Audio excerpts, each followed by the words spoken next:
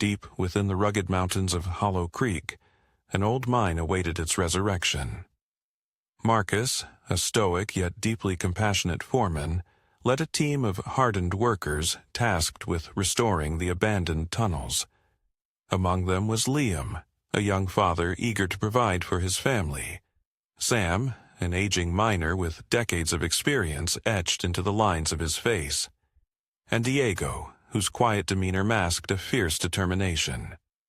The mine had a dark history, a collapse decades ago that buried dozens alive, but the promise of rich veins of ore was too enticing to ignore. As the sun dipped below the horizon on their first day, the team stood at the mine's gaping entrance.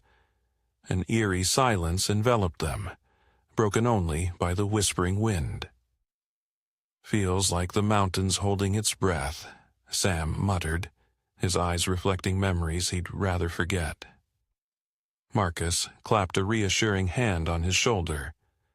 "Just old rocks and stale air," he said, forcing a grin. Liam lingered at the back, his fingers tracing the worn photograph of his smiling daughter tucked in his pocket.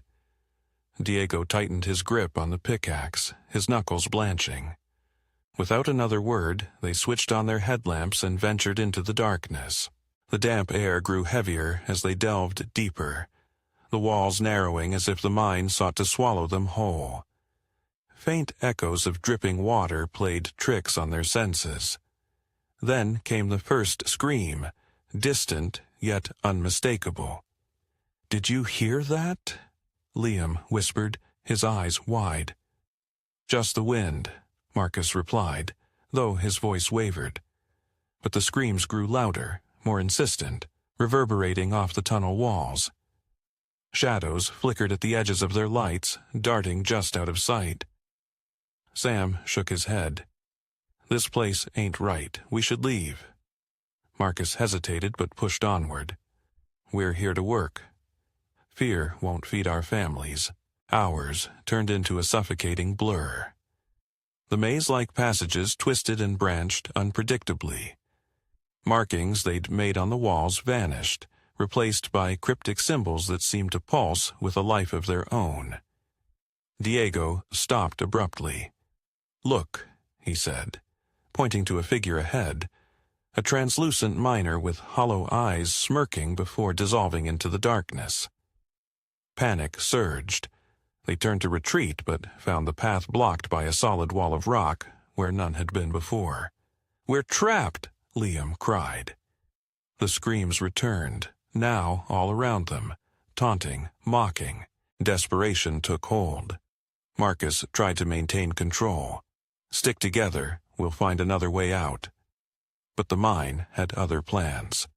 The ground trembled, and a cacophony of laughter mingled with agonized wails filled the air. Phantoms materialized, twisted remnants of the lost miners, reaching out with grasping hands that passed through flesh but left a chilling numbness. Sam clutched his head. "They're in my mind," he groaned. Visions of being buried alive consumed him.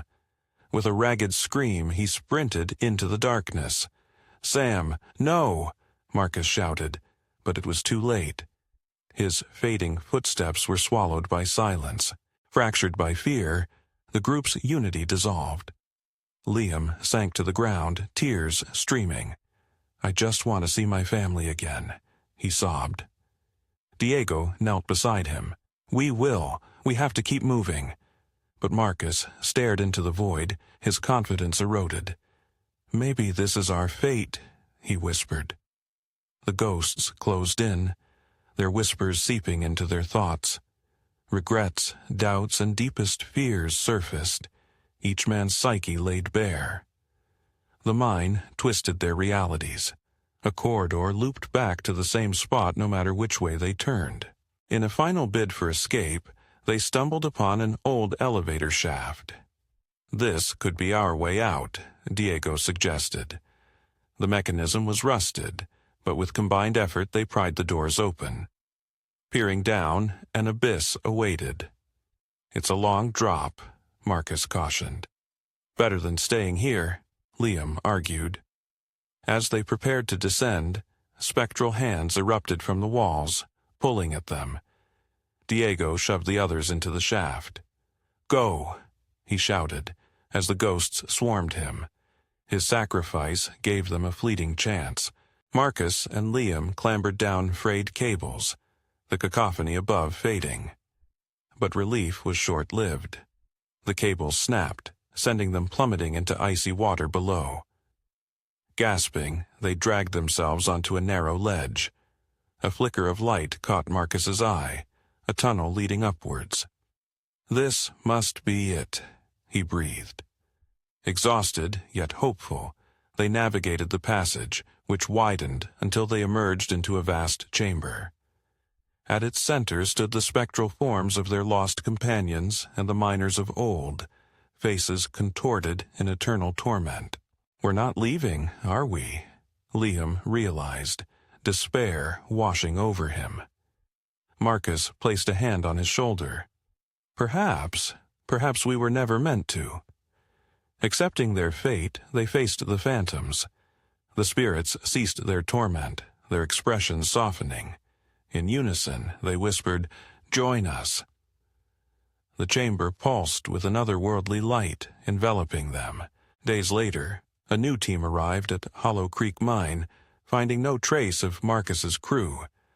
As they stood at the entrance, a faint sound drifted out, a chorus of whispers and distant screams.